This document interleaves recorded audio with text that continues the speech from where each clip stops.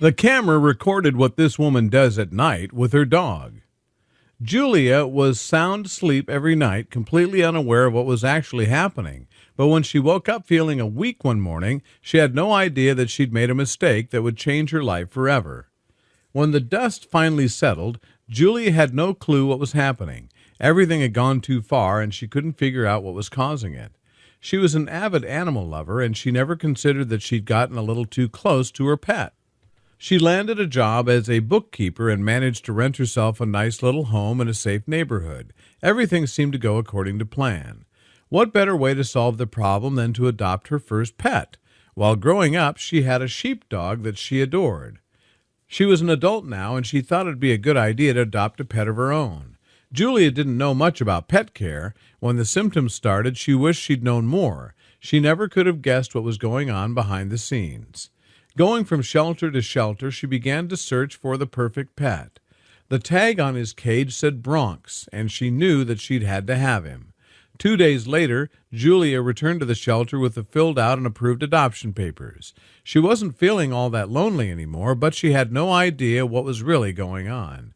It was obvious that he wasn't sleeping well on the floor at all. In the course of a week, he seemed to grow very attached to Julia, never leaving her side.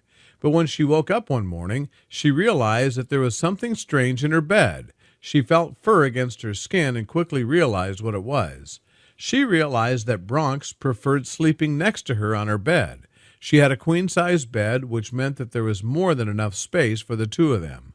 All she had to do was make sure that her pooch was groomed regularly, as well as change her sheets daily. This might seem like a lot of work, but she thought it was worth it for his comfort. Julia got out of bed and tried to snap Bronx out of it, but he was as if he was in some kind of a trance. He was watching the bed and wouldn't take his gaze away.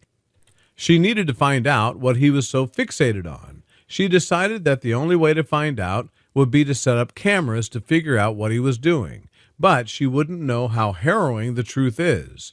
Julia bought some cameras from her local security shop and set them up in her bedroom. She knew that she'd find out what he was doing in the middle of the night. Julia went to sleep with the cameras ready to record.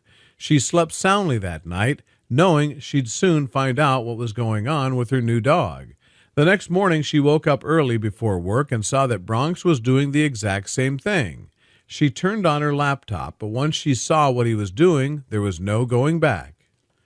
Julia arrived at the vet with her dog by her side and was ready to finally find out what was going on. She walked into the vet's office and put Bronx on the exam table. The vet walked in and greeted her before getting to work. He examined Bronx and even watched the recording that Julia had transferred to her phone. All of the questions made her a little uneasy. What was he really getting at? Unfortunately, it would be a difficult week waiting for the truth. That night, Julia didn't know whether she should let Bronx sleep in her bed or not. He had done nothing wrong, but she was just a little creeped out by everything that had happened. Julia saw the kitchen window was broken, and she ran out, but Bronx was long gone. The day dragged on, and Julia felt worse than she did before she adopted Bronx. All she wanted was to have some company, but it seemed that she managed to push that away too. At that point, she was praying for it to be anything but what she thought it was. A million things passed through her mind at once. Julia heard that cats would often bring their owners some kind of critter they caught, and she was really hoping it wasn't a rat or bird. "What is it?" she asked Bronx. Her voice was shaking nearly as much as she was. He nudged her hand again, and she couldn't help but wince.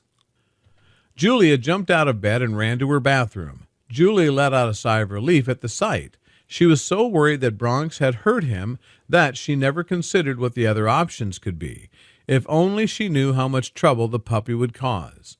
Bronx must have found it when he was out exploring, and he probably brought it home because he knew it needed help. Julia sighed, not knowing what she would face when she woke up. Julia took some allergy medication and went about her day. The medication must have worked, since she had completely forgotten about her hands by the time she got home. But later that night, things took a turn for the worse. Julia realized that her camera was still recording and decided to watch the footage once again. There might be a clue on there that would explain her new condition. She watched the footage and noticed something different. Or was it because he was jealous of the new pup? She made her way to the doctor's office and was swiftly taken into the examining room. But just like the vet, her doctor had his concerns. The doctor did a thorough examination, paying special attention to her hands. He even went as far as to do an allergy test, but it didn't take him very long to give up. The doctor's frown wasn't caused by his diagnosis, it was caused by the fact that he didn't have a diagnosis. He had no idea what was causing her symptoms. The doctor had never seen or heard such a thing in his life, and he simply had no idea how to treat it. He started asking questions about the puppy, and Julia told as much as she could. But seeing the look in his eyes really had her concerned. What had he seen that concerned him so much?